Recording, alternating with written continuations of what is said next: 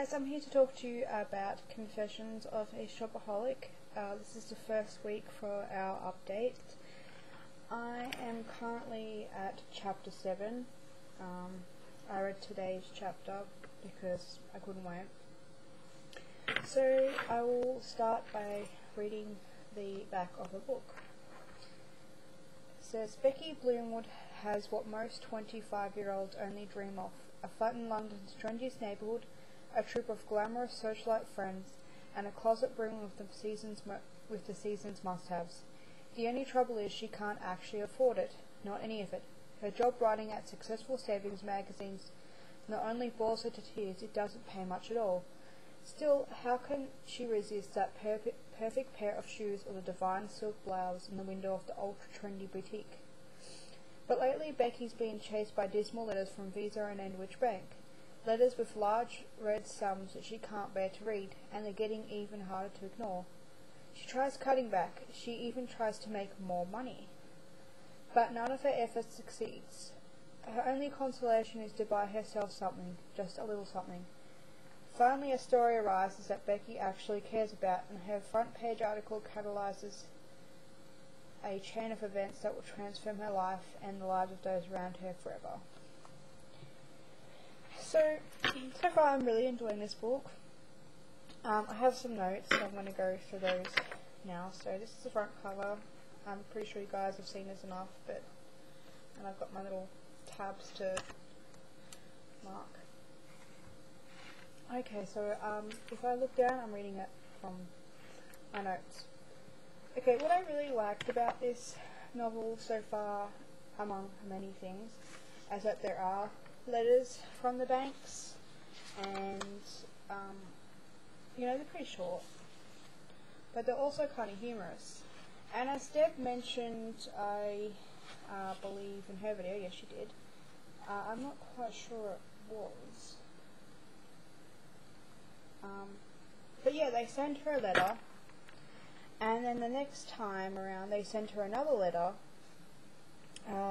saying you can win points for every money you spend, but if you have ever signed up for anything like that, you soon realize that the points that you get compared to the money that you're spending is not even worth it, especially when the prizes turn out to be pretty inexpensive. I'm guessing an Italian handbag might cost $500, $600, but it's not worth $1,000 or anything like that.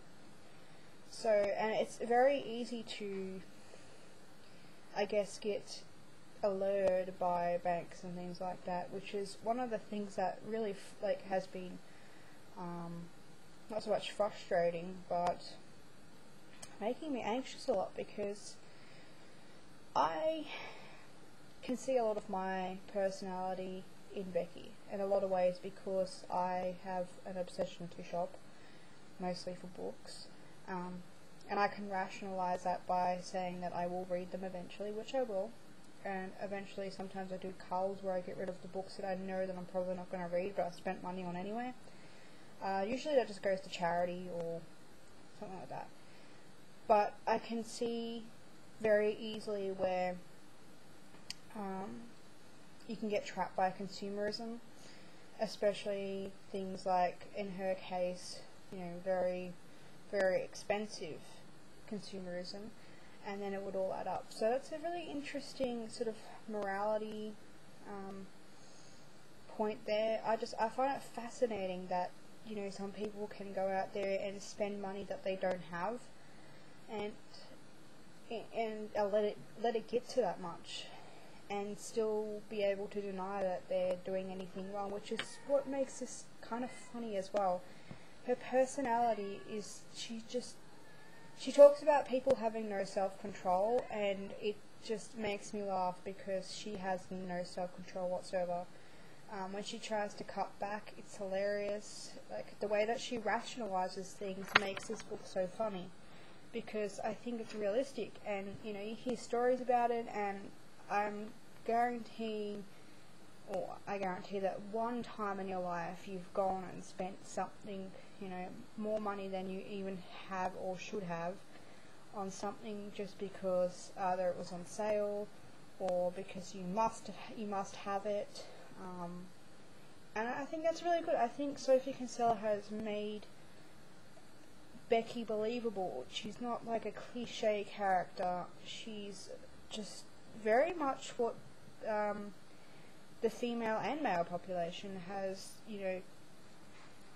come to, really. And it's even gotten worse since this book was published. But I really like that aspect about it. I'm not saying all people are consumers and they need to buy things all the time, but it's a very dangerous thing, and I really like that she brought this topic up. Yeah, so she's just got delusional behaviour. I'm questionable about the way that she treats people. That is one thing that sort of has been nagging at me.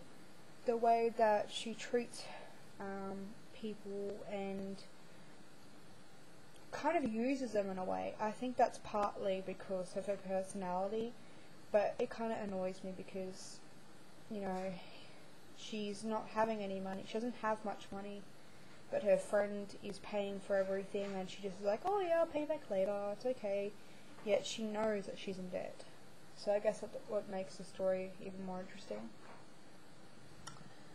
But then you get to meet her mother, and her mother is the kind of person who has lots of opinions, but I guess she's a hypocrite, really.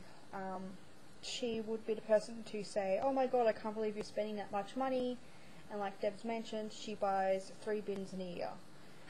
Now, I think that's a little bit extravagant, even though I must admit I can be like that sometimes, but it's one thing to say that to someone, and it's another thing to do it. So I think that she's gotten a lot of her habits, much like a hoarder, really. Hoarding breeds another hoarder if you have children in the house, most often than not. It's very hard to escape that, so I think that maybe she has been brought up to expect that she must have everything. Otherwise it will go out of fashion, or she won't have it, and people will laugh at her and things like that. So there is one scene I've read in, I think it's chapter 6, that just made me laugh. And when you read the book and find out that it has to do with the scarf that she purchased, so when you read through that experience, it's just hilarious. I was cracking up laughing. I'm like, oh my god, that is so something that I would do. I don't know why, but it would just be, when you're excited about something, you often forget what you've told people. I don't lie. I don't tend to lie, but sometimes I tend to say things and sort of embellish them a little bit sometimes. It's not lying for me, but it's not something I do often. But especially when I'm excited, I tend to just get too excited and I make something a big deal when it's such a small deal. But yeah, so that was interesting.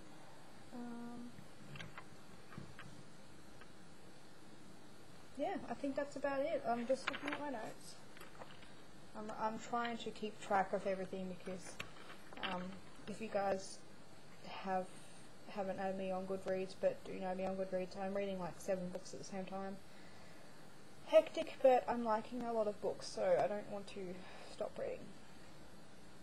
So that is my update so far. I'm really enjoying this book. I actually want to sit down and read more, but I must practice self-control when reading this book. So yeah, so I'm looking forward to another week of reading.